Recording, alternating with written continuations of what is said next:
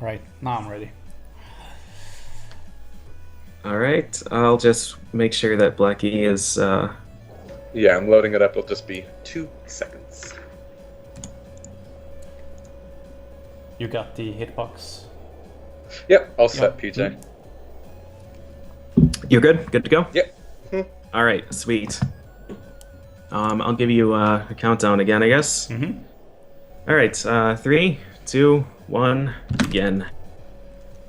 Man, All right. do I love Solstice. Go ahead. Nope, you. Please, I Okay. insist. Yeah, I mean, I love Solstice so much. You guys might remember this from your childhood as a game where you just immediately got lost and didn't know what Yep. to do and just gave up. But PJ knows exactly what to do. It's an awesome isometric game. And what makes it so good is that it's just this gigantic game where it's very, very open-ended. You can do whatever you want, basically whenever you want to. But what PJ is going to be doing is he's doing a 100% run, which means not only visiting all the different rooms in the game, of which there are many, but also picking up everything there is to pick up, from potions to lives to credits to Right. keys to the different staffs, of course. And hitting all the switches in the game. So you're going to be seeing him do exactly what he needs to as he goes through, and there's just so much to talk through as we go through this game. Exactly what I need to, except that spike jump. Yeah, Um, there's the spike jump. You'll see another one later on, but yeah, there's a what pixel, one frame window. yeah. It's either 1 pixel or 1 frame, however you want to think about it. It is one of those. In which you can basically kind of hit the spike block at such an angle that rather than die or just kind of brush up against it and fall back to the ground, you actually jump off of it again and are able to jump off of the block to completely jump over it and skip it. You see PJ picking up all these things as he goes through, from especially these keys. What the keys actually do, they don't necessarily kind of open locked doors, but they just sort of make doors appear in the first place, I suppose. So Yeah. where a door might not have been before, it will now be, or I think in some cases it makes blocks appear so that you can jump on them. Keys might not do that, but collecting staff pieces will do that in some cases. And so you need to collect these keys, and you won't kind of see him use them per se, but you'll see these doors that wouldn't have been there otherwise. Um, I see in the chat that the volume is low, and that is totally unacceptable. So I am going to It's fixed. take the liberty. It It's is fixed. It's fixed. I can increase it on my end. Are no, you no, sure? no, don't worry. I fixed Okay. it. I was more than happy to take a time loss to increase the volume. Okay. Well, sweet. Thanks, Dexter. So there are also a ton of different potions. Oh, actually, what you just saw PJ do there, he actually moved a credits. He repositioned it by balancing it on his head so that he could actually jump off of it. So he kind of used it as a platform, and that's one really cool thing about this game. You'll be seeing that throughout, is that you can just use these different items, whether it be your extra lives or blocks or credits, to actually boost yourself, to allow yourself to kind of jump off of them. Yeah. And even further to that, if you have, because basically the way the game works is that you can pick up a block at any point on the screen. They don't transfer between rooms, but you can pick up these blocks and reposition it somewhere on the screen. And the really cool thing is that you can actually release that block in midair, and then before it falls all the way to the ground, immediately pick it up again and jump off of it a second time. So you can That was a good example of what you were just talking about. But yeah. So watch the screen. You can essentially hover like in the air. And can you technically do it infinitely? uh, It's hard to say because yeah, it's hard to say. You can do it 3 times, but you can't do it any more than that, I don't think, because the block continues to accelerate as it falls. But Shaddix has a pretty low terminal velocity, so it'll get to the point where the block is just falling so fast that you can't catch it anymore. But you can do 3. It's just extremely unreliable. I do a lot of double block jumps in this run. That's what I did in that other room. But a triple block jump is just extremely unstable. So we haven't even gotten to the potions yet. There are 4 different potions in this game. And I'm gonna straight up, like PJ pointed this out to me before, but the manual for this game, like you may know these potions as blue, purple, yellow, and green. That's not their names, man. No. So we've got the blue potion, I mean the Shield of Life, which gives you invincibility for a room so that you can jump on like any kind of enemies and stuff like that. You'll still die to spikes, but you can jump on enemies. We've got the purple potion, by which I mean the Elixir of Destruction, which destroys anything moving, including like platforms that you normally use. Yeah. And including staff pieces and keys too. You can destroy staff pieces, and then you're like, oh my god, I made a terrible mistake. Come back. That's the end of that adventure. Sorry, girlfriend in the cage, but the evil wizard. That's that. Girlfriend so then you've got in the cage. Yeah. Then you've got the yellow potion. That's the story, basically. By the way, we've summarized the story into that. But then there's a yellow potion, the Guardian of Time, which freezes all objects on screen so that you can. It's going to be very useful because if you need to kind of reach somewhere very high up, you can place a block, and then rather doing this kind of infinite jump, which we described before, by picking up the block in midair and jumping off of it again, you can just kind of freeze the block in midair, and it is just frozen there as a platform. Mm-hmm. And you can jump off of it again. Yeah, or if there's a block like on the other side of the room that starts falling like over a pit or something, and you're not going to have time to reach it, you can just freeze it in place and then take your merry old time getting over there. And then the last one is totally useless in a speedrun. It's the green potion, aka the Eyes of the Blind, which basically just reveals any hidden platforms. Those hidden platforms would appear anyway once you stand on them. So it's not like they're useful in a speedrun, the green potion, but in a first playthrough, I mean, you rather than like randomly jump on every single set of spikes to find where the hidden platforms are, you can just use that green potion. Yeah, or if a room looks like too simple, you're like, there's gotta be more to this room. Oh, that's because all of these tiles were traps and I would have died.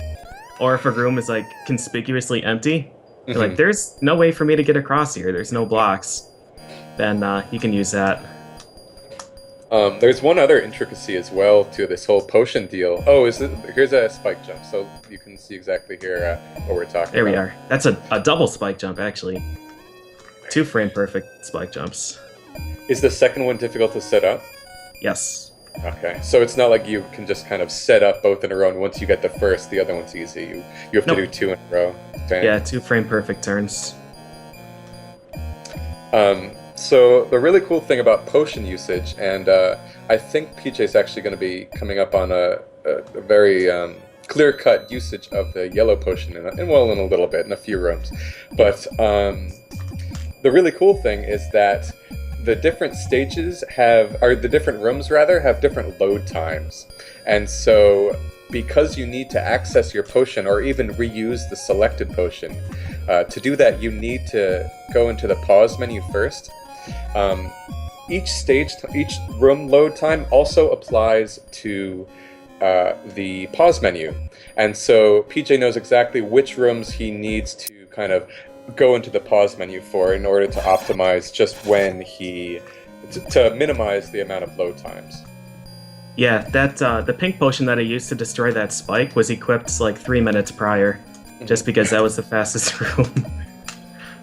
So here's a really good usage of the yellow potion. You can see the screen flashing there. And I think that room is technically doable without the yellow potion, is that right?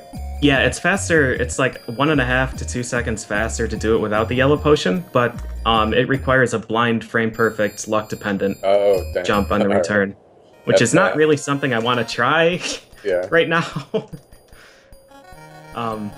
Yeah, so you could either go for that gamble and end up losing a ton of time, or you could just use the yellow potion and get through it every time.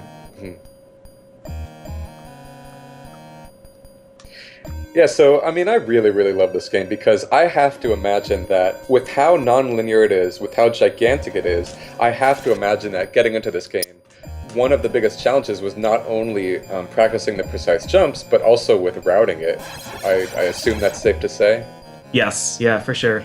Fortunately, Yes. there's a really, really good task for any percent and 100%, and I was able to borrow most of the like castle route from that. But a lot of the room solutions in a task are just completely impossible because the task is like, oh, there's a block here. Okay, I'm gonna take it anywhere now. Whereas in real time, it's You're like, up to it there's a that block there. Yeah. Sure wish I could use that. All right, I'm gonna go ride this elevator now. Did I miss where we explained the code if you wanted help getting into the game and practicing? Oh, that's a good point. Yeah, so there's actually a pause menu code in this game where, I mean, if this game is really intimidating, even just to play through for the first time, because it has, I mean, you collect these credits actually, but it's still really, really difficult. And so if you feel like you want to play through this game, but you don't want to deal with the how challenging it is and kind of game overing over and over, there is a code. I mean, I don't know, well, even if I knew it offhand, it would be boring for me to relate to. Yeah, it would be like, up, terrible down, left, to right. listen to. What do you mean? It's just B start start B B start start B B start Yeah. start start B start B B B start S start B start. Oh wait, sorry. But you can look that up, and if you want to play through the game, then that's totally reasonable way to get started. Yeah. And it also gives you, every time you use it, it refills your potions, which can simplify things a lot in that regard as well. Yeah, it's a really good code to use for practicing things like spike jumps, where the penalty is just death, and that code gives you 99 lives. It's like, oh, I don't mind dying. That's fine. So I think we're already, unfortunately... Oh, did we even visit? Yeah, we did visit the room with the... There's one room, I think, that only has this enemy once. It's called... Let's see. Do you remember the name of them offhand? Oh, the four-eyed head feet? Four-eyed head feet. It's a very appropriate name. Yeah, they're we also sadly the- missed it. Yeah, They're also it's basically the boss from Snake Rattle and Roll. That he's like wearing glasses and walks around. Yeah, there are 8 different enemies in this game. Let me rattle off these names: the marching skulls, the evil eyeballs, the bow-legged trolls, slime balls. This one's good. The attack furs, which Yeah, are the attack little, furs are nice. Those are the the little little inch caterpillars. ones. The tripod spiders, the tusk demons, and the best of all, four-eyed head feet. So PJ's coming up, I think. Oh no, he actually already passed the room. So if you don't have the 5 scepter pieces that you can collect by now, there are these 2 blocks that just don't appear, and so you can't progress to the end of the game. And that's really kind of one of the main pieces where collecting those staff pieces is fully necessary, because it unlocks these different blocks you need to just progress and reach the end of the game. But besides that, we are getting... This is the last set here of rooms. It's called the Tower of Ultimate Terror. If you fall here... It is true to its name. Yeah, man. If you fall here, you lose a lot of time, so you need to make sure that any jumps are really accurate. Yeah, I'm gonna try the fastest strat here. If I miss it once, then I'll do do a reliable strat instead. Yeah, I missed it. All right. I feel like my time is good. I'm gonna try it again. Yes. Do it. You've already caused your damage as soon as you started. As soon as you joined, so might as well finish the job. Right. So we got it, which is really good. Cool. Grabbing that block in midair is frame perfect. But you got to do it. It saves like 6 seconds over the alternative. And with that, I believe that was the last room we have to visit, so we're just gonna go in the door. Time. Holy shit, was that a 13:41? That was a pretty great time. Wow, okay. Very All right. nice. Well done, PJ. Dang. Yeah, it was a bumpy start, but man, the back half of that run was good. I think I got the last 7 spike jumps on the first try, which is God. pretty nice. Oh man.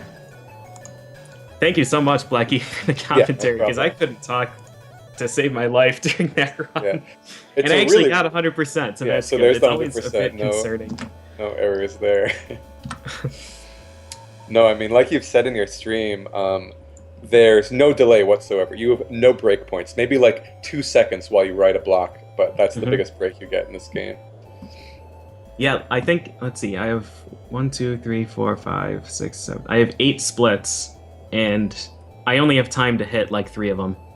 2 of them are on elevators, 2 are in teleporters. So during like the half-second load, I have to slap the keyboard and hope I hit the split button. And then keep playing. Yeah. My PB is 12:22 for 100%. But I was hoping to get between a 13:30 and a 14-minute time for a one-shot run. If you were to focus on one category next, which do you think it would be? Probably 100%. I like 100% a lot in this. Low percent was a lot of fun, but that one's done now. Mm-hmm. And any percent is just... I don't know. Any percent is like 2.5 to 3 minutes of pretty much nothing, and then every trick in a row after that. So, yeah. All right, cool. I guess we will move right into Mecha Richter block. That's right. Yeah. Thanks, All right, PJ. Thanks, Blecky. Yep, no problem. I'm out. Yeah, thanks so much, Really Blinky. good run, PJ. Yep. Thank you.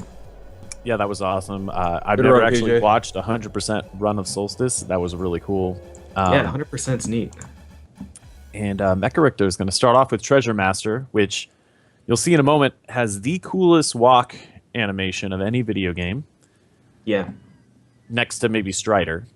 I And don't know, man. followed by Gremlins 2, which if you've never played it,